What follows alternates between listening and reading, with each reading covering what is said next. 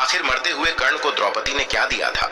महाभारत में सूर्यपुत्र कर्ण बेहद सुलझा हुआ, धर्म को सर्वोपरि रखने वाला और दानवीर पात्र था, लेकिन उसका भाग्य ऐसा था कि उसे संपूर्ण जीवन सूत पुत्र होने के कलंक के साथ जीना पड़ा। इस कलंक के बावजूद कर्ण को न वीर योद्धा होने के साथ साथ उसकी दानवीरता के लिए भी आज तक जाना जाता है। वह इतना बड़ा दानवीर था कि उसने मरते समय तक भगवान श्री कृष्ण को भी दान देने में परहेज नहीं किया।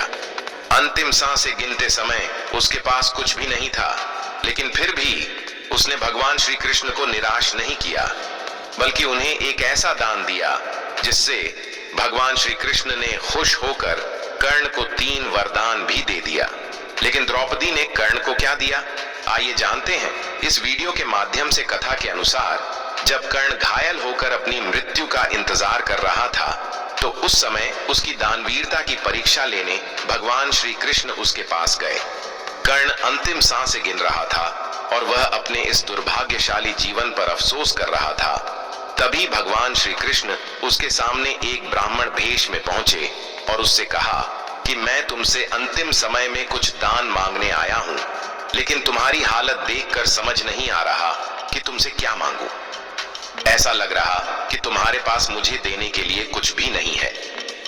कर्ण ने दान के लिए आज तक किसी को इनकार नहीं किया था और ना ही खाली हाथ लौट आया था, और इस बार तो स्वयं भगवान श्री कृष्ण उससे कुछ मांग रहे थे। कर्ण ने भगवान श्री कृष्ण को निराश नहीं किया, बल्कि उसने अपने पास पड़ा एक पत्थर उठाया और उससे अपने सोने के दांत तोड़कर भगवान श्री कृष्ण को दे दिया। भगवान श्री कृष्ण ने कहा, यह दांत तो झूठा है। इस पर कर्ण ने एक तीर से जमीन में छेद किया और गंगा की धार बाहर निकाल ली। गंगा के जल से दांत को धोकर उसने उसे भगवान श्री कृष्ण को थमा दिया। भगवान श्री कृष्ण उसकी इस दानवीरता को देखकर अत्यंत प्रसन्न हुए और कहा कि तुम्हारी यह दानवीरता युगों युगों तक याद रखी जाएगी। वह कर्ण के लिए भावुक होते हुए उसे 3 वरदान मांगने को कहा।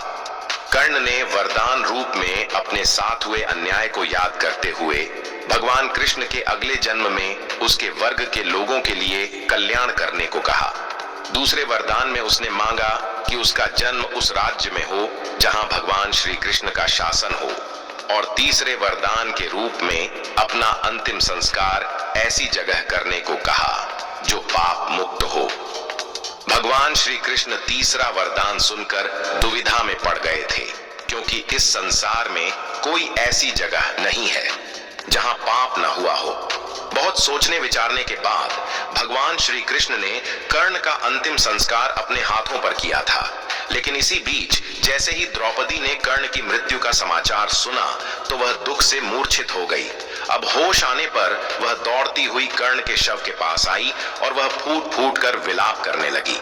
अब इसके बाद कर्ण से उसके साथ किए गए अपमान के लिए कर्ण से माफी मांगी और उसे बहुत पश्चाताप हुआ कि क्यों उसने कर्ण जैसे महायोद्धा का स्वयंवर में अपमान किया था। दोस्तों, आपका इसके बारे में क्या कहना है, हमें कमेंट बॉक्स में जरूर बताएं और वीडियो को शेयर लाइक करना ना भूलिए। दोस्तों, ऐसे ही और भी वीडियो को देखने के लिए